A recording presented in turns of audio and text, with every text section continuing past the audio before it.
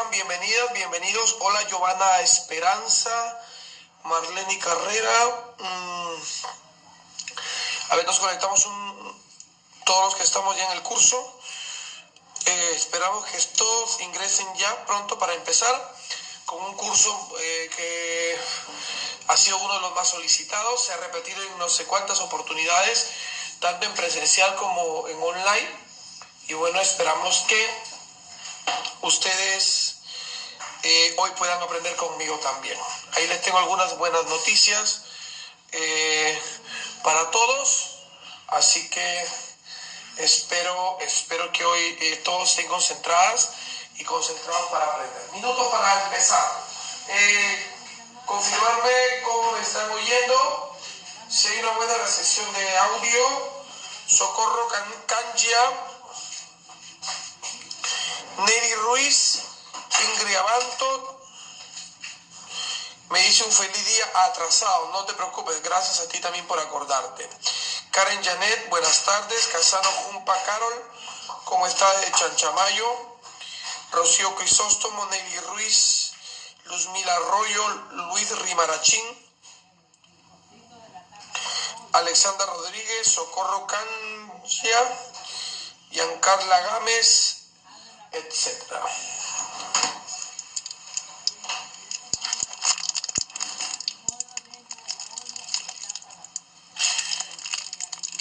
Bueno, hoy haremos algo de pizarra y vamos a analizar un poco las moléculas de la pastelería. Vamos a analizar un poco cómo funcionan la fibra, los almidones, las proteínas, el nivel de grasa que debe tener una fórmula para poder tener equilibrio a la hora de tener un postre y sobre todo a la hora de elegir el formato, ¿no? Si va a ser para un relleno con traslado o simplemente va a ser para mantenerlo en una vitrina de refrigeración, que son dos cosas distintas. Ya hablaremos de todo un poquito, un par de minutos y arrancamos, ¿ya? ¿Qué tal Jonathan Benjamín o Jonathan Trujillo desde Chincha, Perú? Bienvenido Benjamín al curso, bienvenido.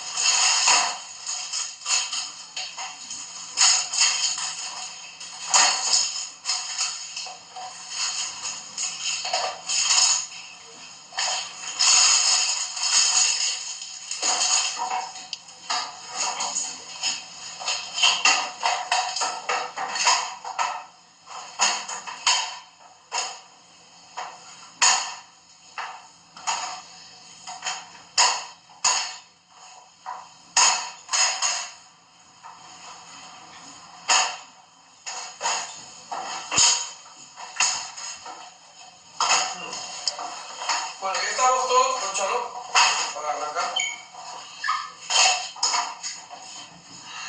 ¿Cómo están con todos? Bienvenidas y bienvenidos. Y bueno, ya estoy acá. Listo. Hago un poquito la toma, perdón.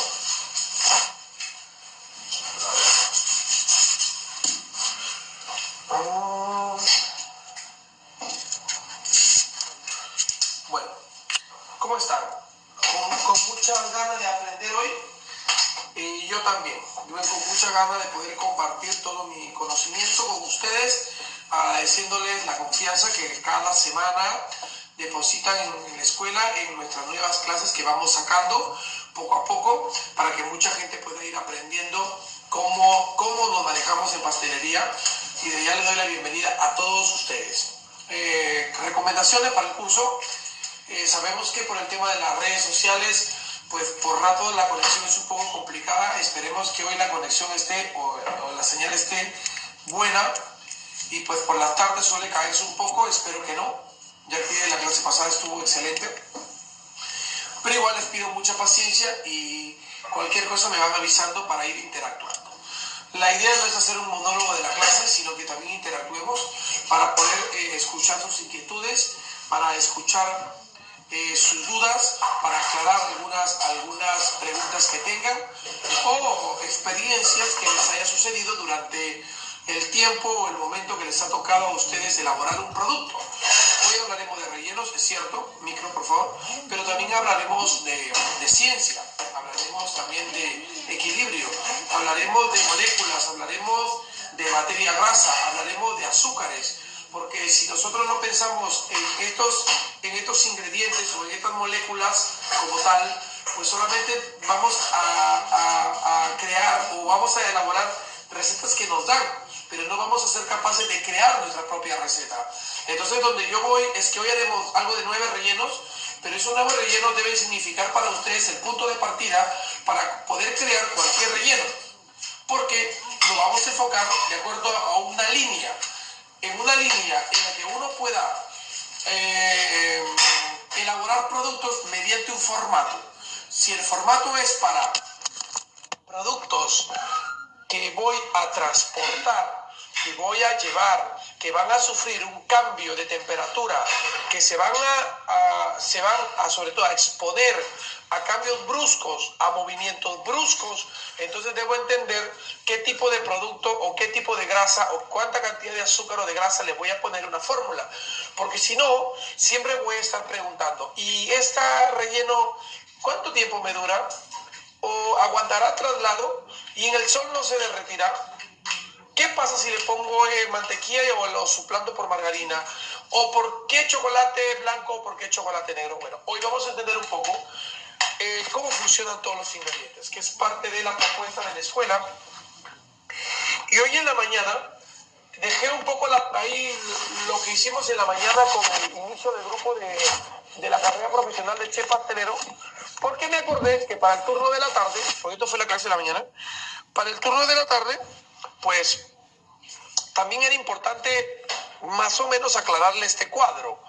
Las moléculas en la pastelería. Suena muy químico, ¿no? Pero es que en realidad es correcto. Las moléculas de la pastelería existen en una acción, en una reproducción, en un movimiento, en una actividad, cuando 2 o 3 o un ingrediente se integran y producen una reacción. Entonces, el agua como tal es una molécula, por supuesto, porque el agua, si usted lo pone en una masa, en el horno, el agua en calor comienza a evaporarse, ¿cierto o no? Comienza a evaporarse y da acción a que el polvo de hornear comience a expulsar dióxido de carbono. Por lo tanto, ¿hay una reacción? Por supuesto que sí, por lo tanto es una molécula.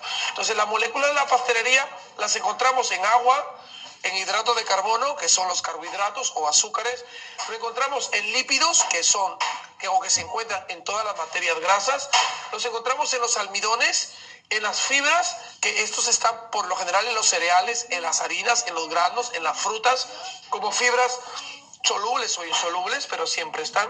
Los encontramos en las proteínas, en los huevos, como coagulación, como coagulante, como gelificante, como espesante, pero siempre estos están presentes en una acción que nosotros realicemos. Por lo tanto, la pastelería para mí es ciencia, física, química, pero también es algo de matemáticas. Y hoy hablaremos un poquito para entender dónde quiero ir.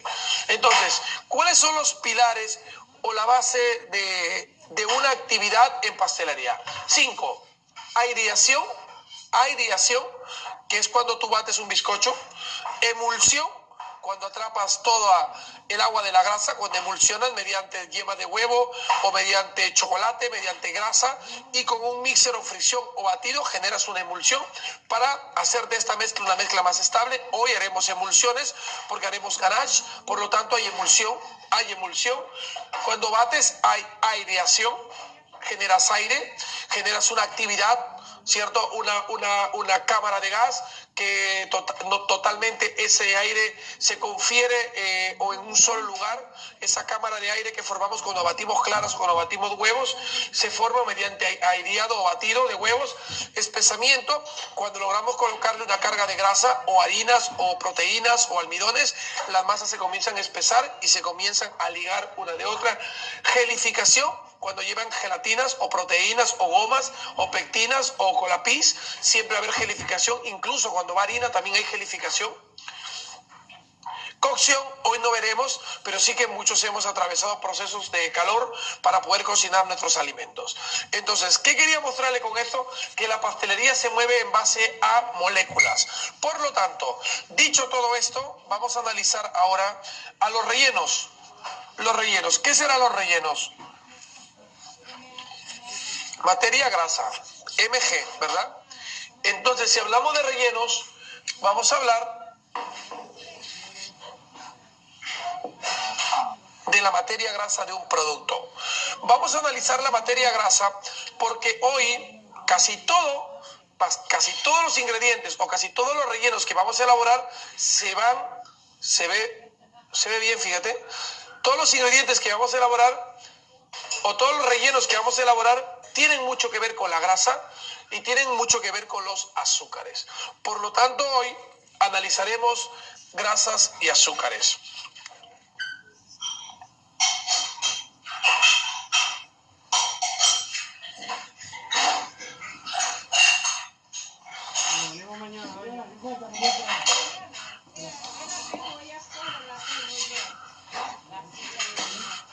También utilizaremos los líquidos, pero nos vamos a enfocar en estos tres: grasas, azúcares y líquidos. ¿Por qué digo todo esto? Digo esto porque uno de los fundamentales de un relleno es entender cuánta carga de grasa debe tener una fórmula para que la grasa sea capaz de soportar tanto de darme una textura dura, cremosa, estable y que ésta por lo general se mantenga. Digo esto porque cuando uno fabrica un relleno, lo primero que tiene que pensar en analizar es saber cuál es el formato que le va a dar. Si el relleno que yo voy a formular va a ser para elaborar una torta con un bizcocho relleno y que la supervivencia de la torta va a ser en una nevera, en una refrigeradora, bueno, los rellenos por lo general tienen poca carga de grasa, tienen más carga de líquidos y de azúcares, pero poca carga de grasa.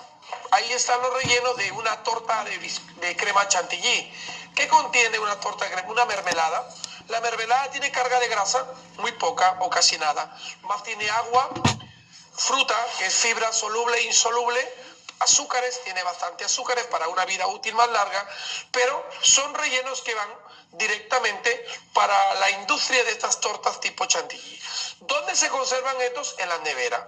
¿Se endurecerá la mermelada? No, porque la textura es una textura suave, de cuchara.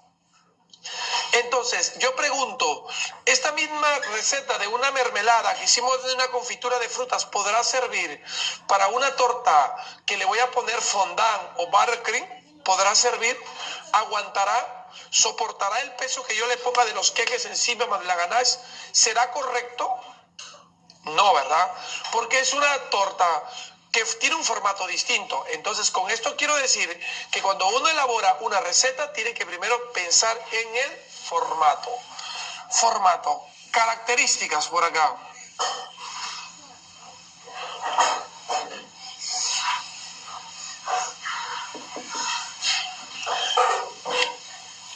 Primero, sabor. ¿Cuáles son las características cuando uno va a crear una torta? Primero, en primer lugar, el sabor. En segundo lugar, textura. En tercer lugar, formato. ¿Qué tipo de torta usar? ¿Qué modelo? ¿Qué diseño? Torta grande, torta chica, torta de traslado, torta delivery, torta para meterla en una vitrina. Debo de saberlo. Si no, ¿cómo yo voy a colocarle el porcentaje de carga grasa? Si yo trabajo solamente porque creo que todo es generalizado, estamos mal, ¿eh? Porque no sabré ni siquiera la vida útil.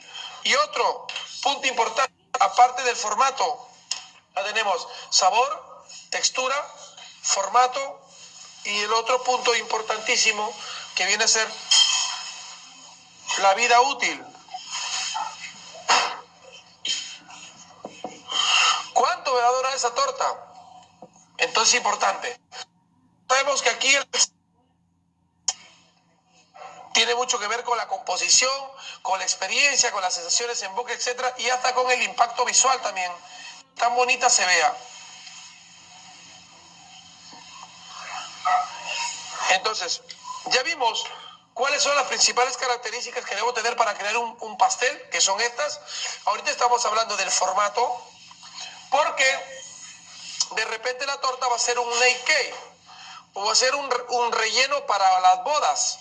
Entonces yo tengo que ponerme a analizar si cuando yo le ponga el fondant, no quiero que el relleno de la mermelada filtre y manche el fondant y lo termine rompiendo. Es por eso que por lo general estos tipos de rellenos para eventos como bodas, matrimonios o forradas con fondant o tortas con buttercream o nail o drip cake se usan rellenos duros. ¿Y dónde radica el éxito de un relleno duro? En la grasa. Tengo que enfocarme en qué porcentaje de grasa. Entonces ahí donde hablo que cuando el formato de la torta es para un relleno duro, llamémosle fondant, nail, drip cake, etcétera, no tortas de vitrina, no tortas de tortas que van a la vitrina y que normalmente están dentro de una bebedera, mínimo debe tener una cantidad de un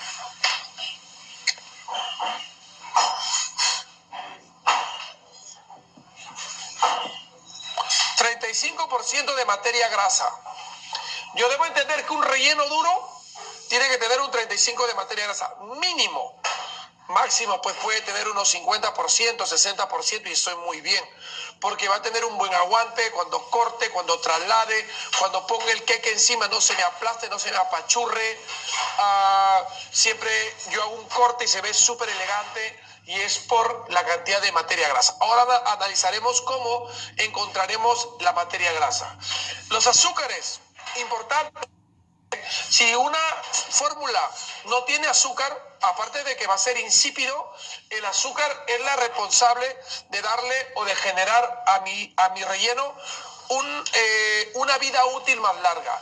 Donde haya cantidad de azúcar, hay una vida útil más larga. Es difícil que un producto se descomponga cuando es rico en azúcares.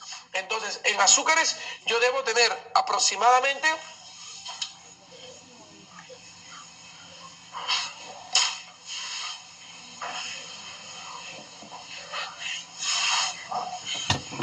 de un 35 a un 45% de azúcares.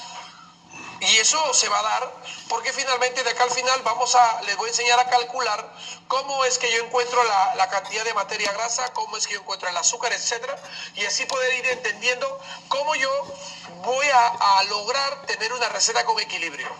Ya me disculparán que no vaya de frente a hacer rellenos, porque yo siempre he pensado que la pastelería se ve bajo este enfoque.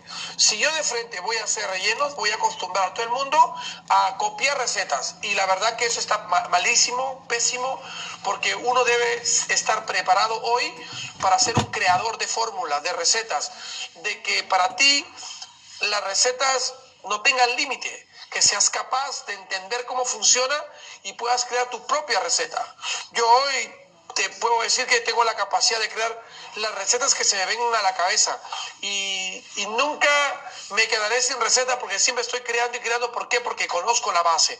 Lo mismo quiero fomentar, promover en el sector pastelero y por eso es que ahora estoy trabajando pizarra para ir entendiendo un poquito dónde quiero llegar. 35 mínimo de materia grasa, máximo puede tener hasta 55% de materia grasa. Tampoco puede tener 100% de grasa, ¿no? Porque finalmente va a ser algo tan duro que no voy a poder cortarlo, pero ni con un serrucho. Tampoco se trata que sea duro. Tiene que tener estabilidad, cremosidad, dureza para poder trasladar, para poder llevar. Pero también hay en cuenta que cuando hablamos de dureza, también tenemos que ver qué tipo de grasa usaremos. Porque hay grasas que pueden comportarse muy bien, pero después exponiéndolas a temperaturas que no son su hábitat, se pueden derretir, como la mantequilla. ¿De qué me vale formular bien si después yo voy a exponer una torta a plena luz del sol? Igual se va a derretir. Es un proceso natural, eso no lo podemos evitar. Porque hay tortas que no están hechas o simplemente las tortas no están fabricadas para exponerlas en el sol. Cuando esos tipos de bodas tipo vintage, en el campo, pues se arriesga mucho y nadie me va a decir que fabricó una torta así con pura mantequilla.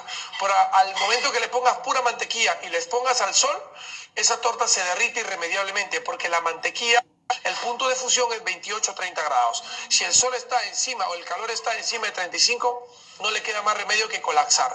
Entonces hay que ver cómo buscamos elementos que nos ayuden a mantener la composición, la textura, la dureza, la cremosidad, pero sin alterar el producto, sin hacerlo tan químico ni usando elementos que nos hacen daño, ¿ya?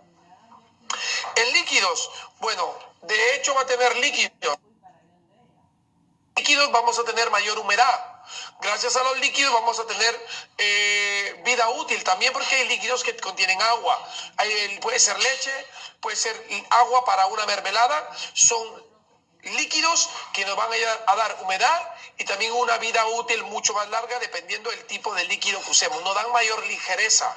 El producto queda mucho más ligero, no te queda tan pesado. Por lo tanto, con líquido podemos trabajar en un relleno entre un 20%, un mínimo puede ser de 15%, un mínimo de 15%, un máximo de 20%. Entonces, con estos porcentajes, yo ya puedo trabajar más o menos, si sumo acá me da algo de 100%. Con esto yo ya tengo una idea, ya tengo un valor, un patrón, y yo ya sé por dónde tengo que ir. Y esto es muy importante porque muchas veces uno dice, quiero hacer un relleno, pero no nos atrevemos porque no sabemos qué va a suceder. Entonces hoy les voy a contar qué va a suceder cuando elaboremos un relleno. Incluso ustedes se van a dar cuenta si el relleno que tenemos por la cantidad de mg, de materia grasa, será para una torta de traslado o será para la... Entonces, ¿hasta ahí me están entendiendo? Si esto es así, bueno, ahora vamos a voy a analizar un relleno. De verdad que yo analizaría todo, pero el tiempo no me da. Y sí que voy a analizar el primero, porque el primero que tienen ahí ustedes es limón y chocolate. ¿Están ahí? Limón y chocolate. ¿Todos con la receta en mano? Bueno, vamos a analizar el limón con chocolate para ver qué le pasa al limón con chocolate.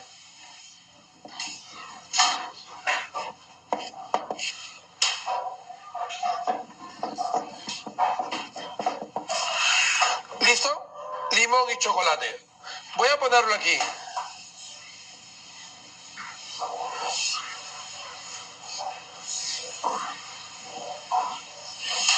Bueno, sin duda que es una mezcla muy atrevida, ¿no? Es una mezcla que a mí me encanta. ¿Por qué? Porque es una mezcla súper arriesgada, muy atrevida. Es una mezcla que en realidad me tomó no mucho tiempo, sino el tiempo más en analizar cómo es que quería que llegue al cliente.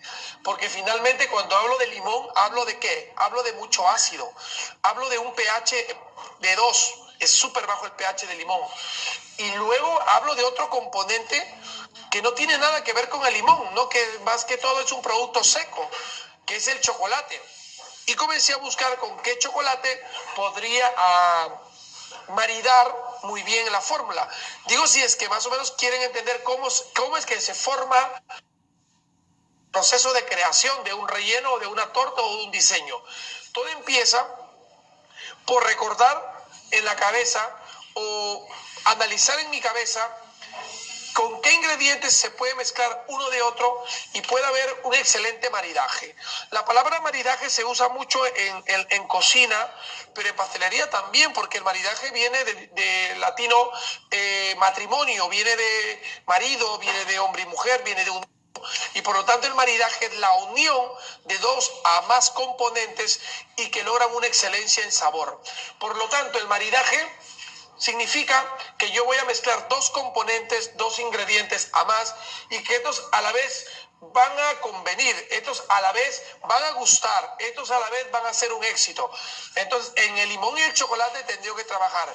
¿Cuánta cantidad de zumo de limón cuánta cantidad de zumo de limón voy a utilizar? Porque es muy importante primero saber el pH.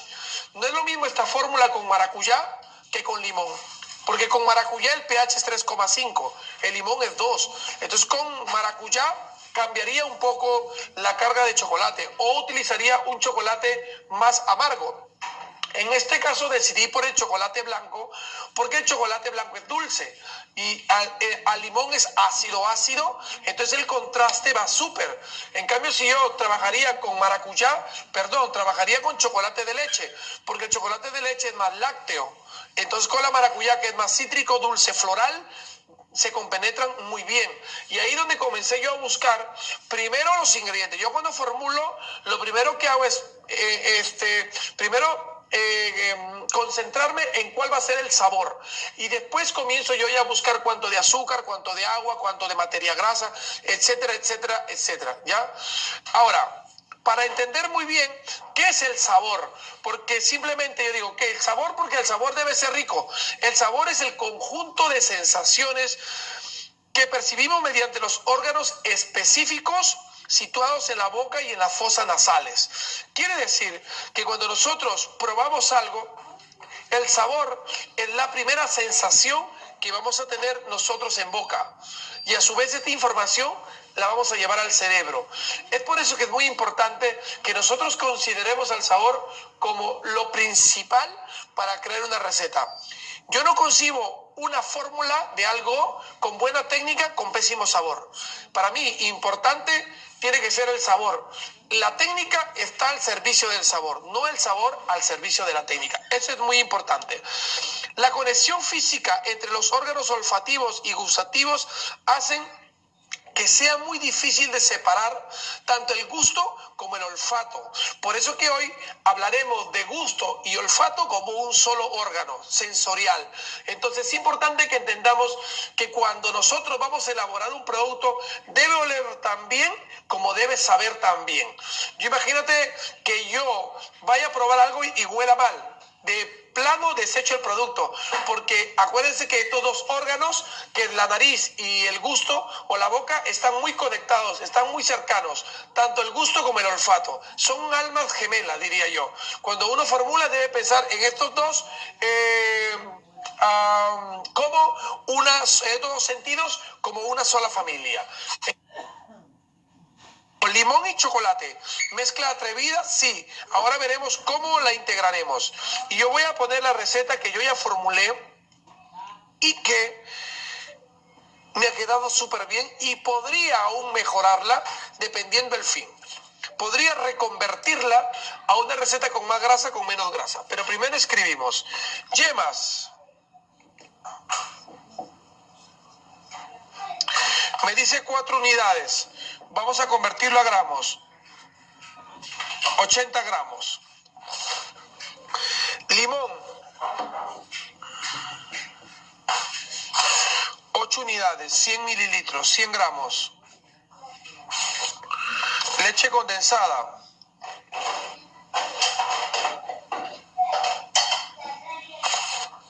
250 gramos. Chocolate, ralladura de limón. Vamos a poner 1 gramo, ¿ya? Chocolate. Chocolate blanco estoy usando 280.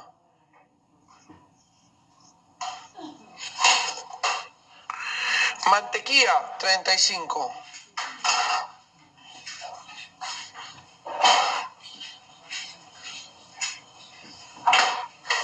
Bueno, ahí está.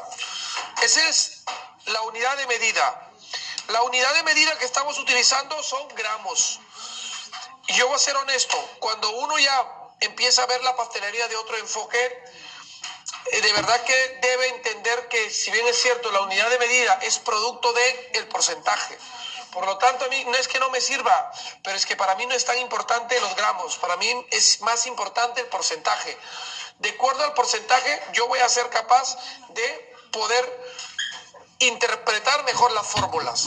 Entonces, presten atención a partir de ahora. Cuando tengan una receta, lo primero que hagan es saquen el porcentaje.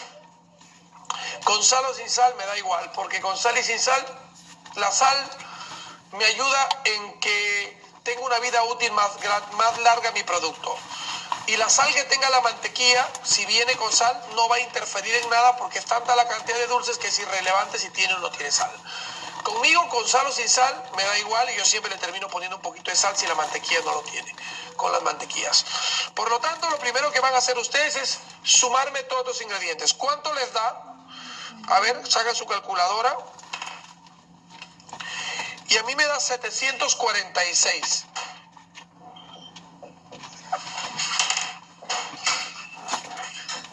Su madre, pero húmeda. Tíralo por ahí. Este tampoco no me da. Qué pena. 746 gramos será igual al 100% de todo. ¿Cierto? Ahora vamos a sacar el porcentaje para saber cómo comenzamos a mover todo. Ya ahora encontramos que la suma total me da 746 gramos. Bien. Ahora una regla de 3 simple. Para sacar porcentaje de las yemas. ¿Cuánto es el porcentaje de las yemas? ¿Qué tengo que hacer? 80 por 100 sobre 746. Entonces, 80 por 100 entre 746 me da 10,7. Como tiene más del 5, de la mitad de dígito sería 11%. Yemas tengo 11%. Limón. Saque su cuenta usted, 100 por 100 entre 746. Siempre se divide entre la suma total, 13,4. Ese es el porcentaje que tengo de suma de limón. Por lo tanto, ese es el porcentaje que tengo de agua. Ya lo veremos luego. Leche condensada. 250 por 100 entre 746. Esto me da 33,5. Todavía es el porcentaje de la leche condensada.